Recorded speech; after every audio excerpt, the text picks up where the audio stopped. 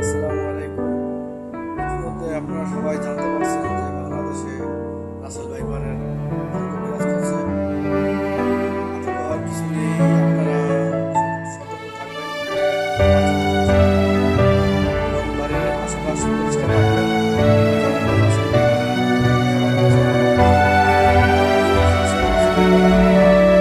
আশেপাশে তারা ভালো করে বুঝিয়ে দিবেন।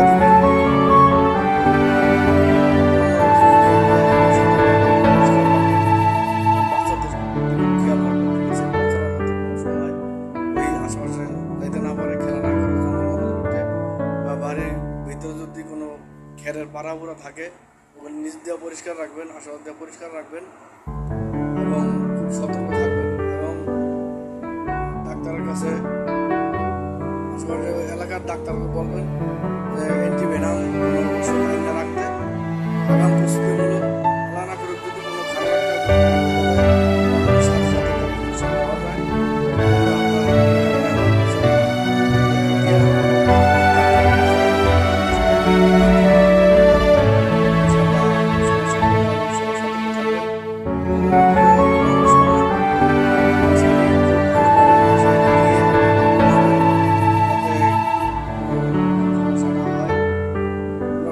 থাকি আমরা আপনাদের জন্য টেস্ট করি, আমরা বাংলাদেশের ছোটো ছোটো কচিকাঁচা বাচ্চাদের জন্য।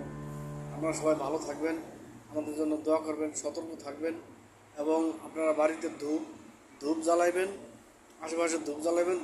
ধূপের গন্ধ সহ্য করতে পারে না এই সাপ।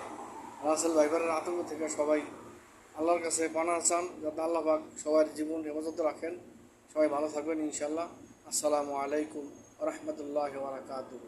যে সাপের এক ছোবল মুহূর্তেই কেড়ে নিতে পারে মানুষের প্রাণ, যে সাপকে বলা হয় কিলিং মেশিন, সে সাপ এরই মধ্যে ছড়িয়ে পড়েছে দেশের বিভিন্ন প্রান্তে।